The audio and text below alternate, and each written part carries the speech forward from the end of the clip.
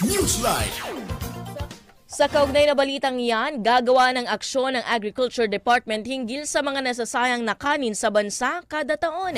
May detalye sa balitang yan si Christopher Tirambulo. Christopher.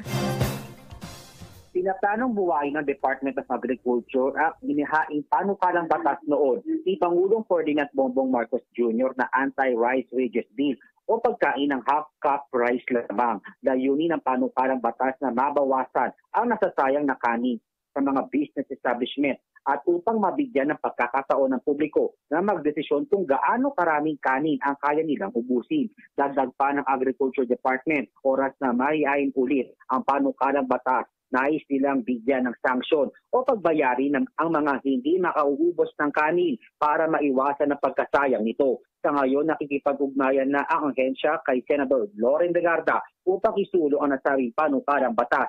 Umaabot sa 46 na lokalidad ang nagpapatupad ng audit sa hinggil sa pagkahain ng half-cup rice ng mga establishmento sa kanilang mga customer. Sa datos ng Agriculture Department, naglalaro sa 33 pesos hanggang 65 pesos kada kilo ang presyo ng lokal na bigas sa mga palengke sa Metro Manila, habang 45 piso hanggang 80 piso kada kilo para sa imported na bigas.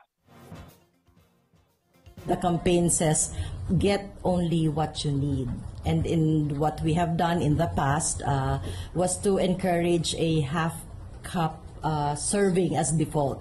No, and some of the provinces actually in cities, restaurants in the cities and provinces partnered with us to make sure that we could have a default serving of half-cup of rice para hindi sayang. Ang tinig na yan ay mula kay Department of Agriculture, Philippine Rice Research Institute Deputy Executive Director Dr. Karen Eloisa Baroga. Christopher Tirambulo, Newsline. Salamat sa detalye ng ulat na yan, Christopher.